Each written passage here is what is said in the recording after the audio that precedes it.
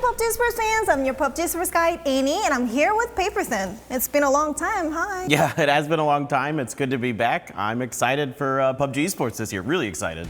So we're here to introduce the PUBG Global Series 1, the very first global event of PUBG Sports 2023. PUBG Global Series is the offline event which will be replacing the PCS, which was held online till last year. Before that, I want to briefly expand about the 2023 PUBG Sports roadmap. So we had the regional series, and we're having the PGS1 in Malaysia. And then we're going to have the regional series, which is the qualifier of the PGS2. And then we're going to have another regional series, and then PNC, and the final round, PGC 2023. Yeah, obviously, this is a lot this year. I'm really excited, once again, to be a part of it. And of course, PGS1 kicking off in Kuala Lumpur, the capital of Malaysia. I'll be there casting. I'm super excited.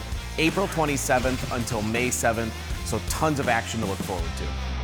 I want to talk about the brief explanation about the PGS1 structure. It's simply similar to the PGC 2022. So we're going to divide the 24 teams into 3 groups. We're going to do the 3 days of group stage, and the top 16 teams from the group stage advance to the winners bracket, and the bottom 8 goes to losers bracket. So in the winners bracket, the top 8 teams directly advances to the grand finals, and the bottom 8 goes to loser bracket, where they have to compete with the bottom 8 of group stage. The top 8 teams from the loser bracket goes to the grand finals, and these final 16 teams will be competing in 3 days of grand finals to become the champion of PGS1. Before we break down the 24 teams, I want to talk about the GPT Global Partner Team program, which has launched in 2023. We have picked 8 global partner teams out of 470 teams who applied to become a part of GPT program based on the governance, fandom, and history and their past performance in the top tier events. So 8 GPT teams have secured their spot in both PGS1 and PGS2, and also we're going to make the special team edition in-game skins for them. And the 4 teams, Navi, Pero, and 17 Gaming and FaZe Clan team edition skin is now available in-game store, so please check out. Yeah, and then for 4AM, Gen.G, Sonics, and Twisted Minds, you can get their skins at PGS2, so make sure you look forward to that. So rest of the 16 teams are qualified from the regional series, right?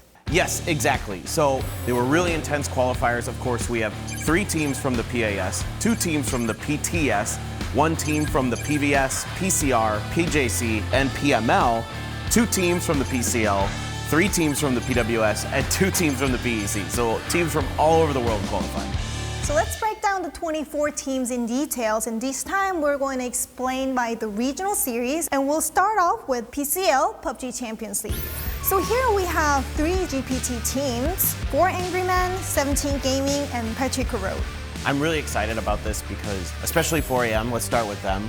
They played so well in the PCL, they won the PCL. This is so exciting for one of our original strong teams in PUBG esports. You know, you think back to 2019 PGC where they played so well, and now they're back playing incredible PUBG. Yeah, we were kind of worried with the 4AM in the weekly finals because they barely made it to the grand finals with ranking 13th, but all of a sudden, they were dominating in the PCL and winning another championship in the PCL. And Crazy was a big part of that. He played out of his mind. Of course, now you have Summer as their IGL as well. A veteran, everybody knows this guy now. He has been so good for so long in PUBG esports. No surprise to see them perform well in the PCL. So 17 Gaming also ranked 3rd.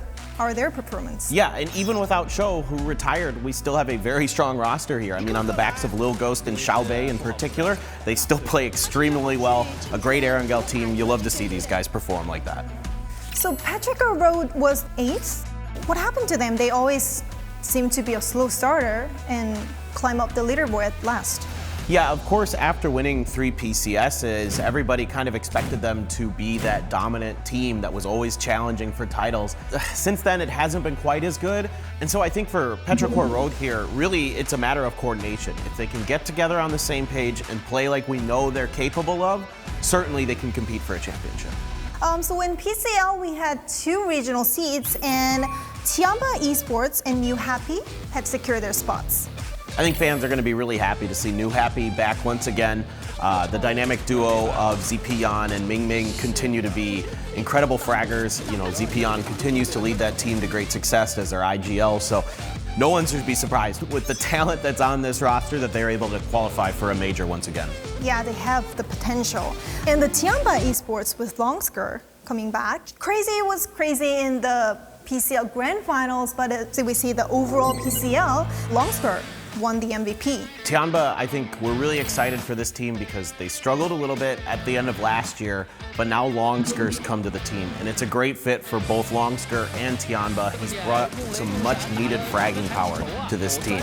He put up the most kills over the entire PCL. He did almost 10,000 total damage and averaged 327 damage per game.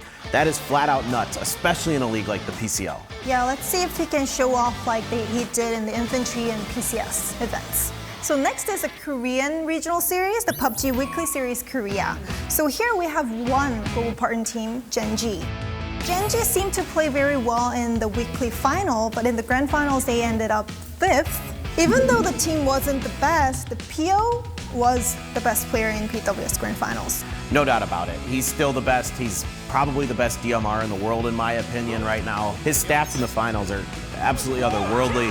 I mean, averaging 368 damage per match. That's crazy good. It's what we expect out of him in some ways, but he's playing maybe the best PUBG of his life right now individually, so it's really exciting to see him with Genji again.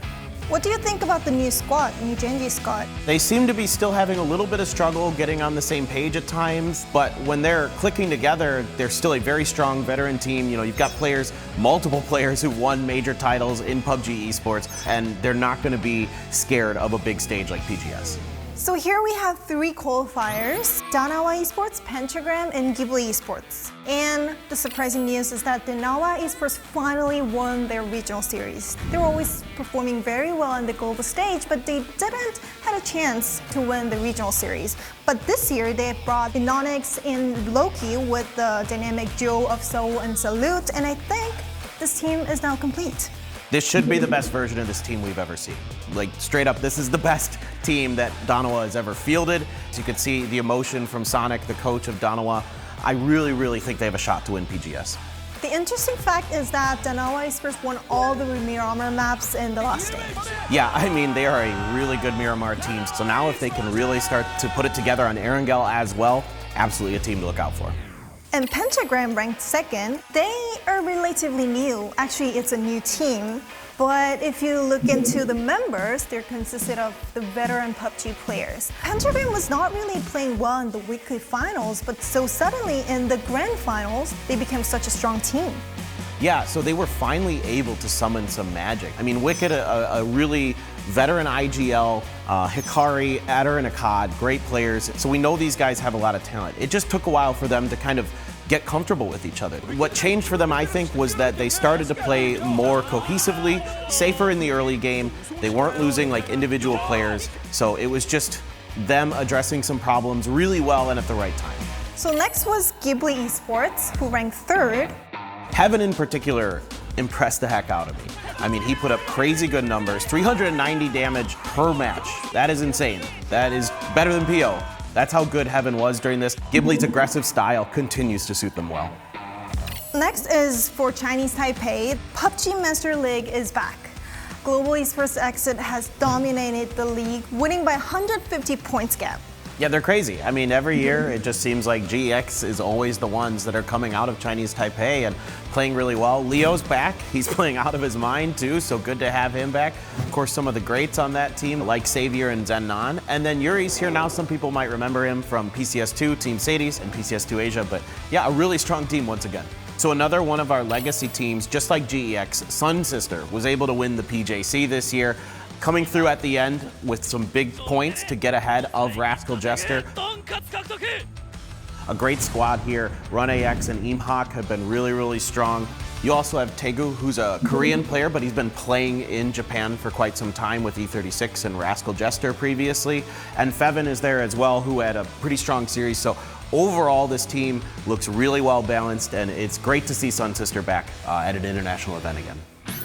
We have two teams advancing to the PGS1 from the PUBG Talent Series. As always, Daytrade Gaming has won the league. Yeah, the pinnacle of PUBG in Thailand has been Daytrade for some time now. And even last year, we saw a lot of improvements with this team. Nurens in particular was playing out of his mind during the PTS. So this is maybe the best we've ever seen him playing right now in the PTS.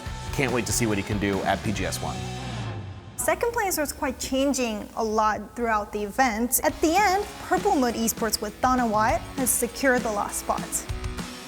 Yeah, the longtime veteran of PUBG Esports on Myth for such a long time.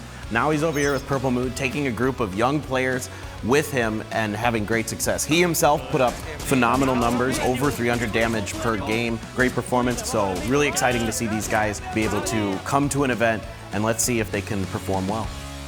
Next is PUBG Vietnam Series, where one team has advanced to the PGS1, and it was Cerberus Esports. Yeah, I think a lot of people are really familiar with this team now, particularly because of Tycon. I think a lot of people would call him the Rookie of the Year for 2022. But Himas has been performing really, really well now for Cerberus. Actually put up a slightly better KDA with similar damage numbers to Tycon. So can't wait to see what these guys do. They really made a splash last year. Next is PUBG Challenger Rumble with one seed. From this year, the OCE teams have also competed in PCR. This time, it was very close competition for that one spot. Archangel Predator, Gaskins, and Exo Clan were the top three, but at the end, Exo Clan got that spot. Exo Clan is going to be interesting. This is a team of players who don't have a ton of experience at the international level, so I'm kind of curious to see how they perform. Next is PUBG America Series, and in this region, we have one global partner team, Sonics. Sonics won like 5 PCS Americas, including 2 from last year, but this time in PAS, they were second. Still strong, but not as dominant. Yeah, still really good. Still some things to work on. You know, Tickleton always going to be nuts. We know that. He still put up crazy good stats, averaged over 350 damage per game. So this team, still a threat, no matter what. Next, we have 3 teams who have qualified from PAS. Luminosity Gaming, it's the old E United squad, and this team have won 6 chicken dinners out of 15 matches, which means that this team is definitely the teams to watch for. Yeah, so some insanely talented fraggers on this team. We know a lot of people in the past have talked about Kickstart, but now Snakers has really stepped it up. He averaged over 400 damage per game. That's out of this world. The next team to qualify was Shoot to Kill, which ranked 3rd. This team is also the squad that always make it to the global stage. Yeah, they're a team of veterans, great guys who have been around for a really long time. Now you also have Vegas coming to this team, another veteran, a guy who's been around since PGC, 2019, even before that. Very strong player, great mechanics individually. Wasn't maybe as good of a performance as he would have liked, but still, this is a solid team. Their macro's great. This is going to be a team that's going to just kind of always be there and playing well. And the last spot goes to Third Eye, which the team name is quite new, but if you look into the members, they are quite familiar members in the PUBG esports scene. Yeah, you've got Richie B and Vox from the old 300 squad. Adam has been a great IGL recently in the last couple of years. Oldlist playing on Space Station and Bing Bang Boom. So no doubt that this team has experience in PUBG esports. So let's move on to the last regional series, PUBG EMEA Championship. In the EMEA region, we have 3 global partner teams, Navi, the PGC 2022 champion, and FaZe Clan, and Twisted Minds. So FaZe Clan ranked 5th. That's the best out of other JPT teams. They seems like they're gelling well with each other with the new squad, Curexy and James coming in. How do you think about this new squad?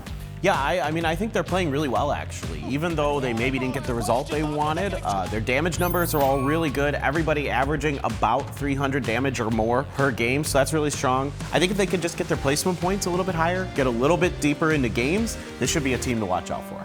Next is Navi. This is the team that won the PGC 2022, which means they have a potential in the global stage. Even though they ranked 7th, it seems like Example and Uba is still the fantastic duo of this team.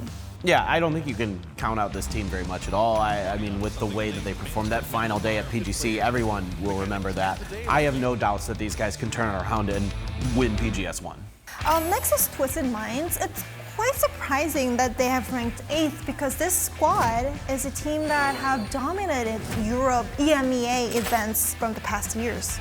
No doubt. I think, in their 3rd place finish at PGC last year, Still a lot of confidence in this team, just like Navi. I don't doubt that they are going to perform better at PGS1. I think all three of the PEC GPT teams can absolutely be in the grand finals and have a shot at winning. Yeah, we have two teams who qualified from the PEC. These two teams might sound unfamiliar with global fans, so I think we need to explain more.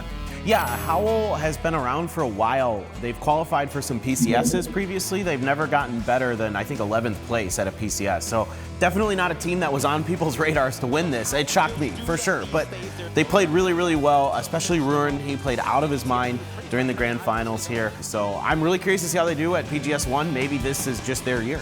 So the second place went to the Ascend. This team is consisted of the PNC German team. Yeah, other than Kilyakai, of course, but everybody else is a German player, and they've had a great performance here. Being top two in this competitive region means that we can expect more of this team. So let's see how they play in PGS1. So now that we have explained all 24 teams who will participate in PGS1, let's talk about how these 24 teams were divided into three groups. So they were divided into three groups based on their rank from the regional series. I think they look extremely even, to be honest. When I saw these, you always try to look for the strongest group, and it was really hard for me to choose one. I guess Group B. But really, A, C as well are extremely difficult. So everybody here is going to have to fight really hard to get to that winner's bracket. So today we've covered A to Z about PGS1 format to participating teams. And to add on, this time we don't have the Pick'em challenge, but still we do have a fantasy league from twire.gg. The fantasy league structure has slightly changed, so please check out the twire.gg. And the way you can earn the prize has also changed. Yeah, now so depending on how you do, you will get Twire points, and then you can use those to convert them into G-Coin in-game. So get out there, compete against everyone else in the world. You can even set up your own little groups to compete against your friends. It's a lot of fun. Get involved. PUBG Global Series 1, the very first PUBG Global event in 2023, will kick off on April 27th in Malaysia, Kuala Lumpur. It's going to be held for 10 days, 6 matches a day. So mark your calendar, stay tuned, and see you then.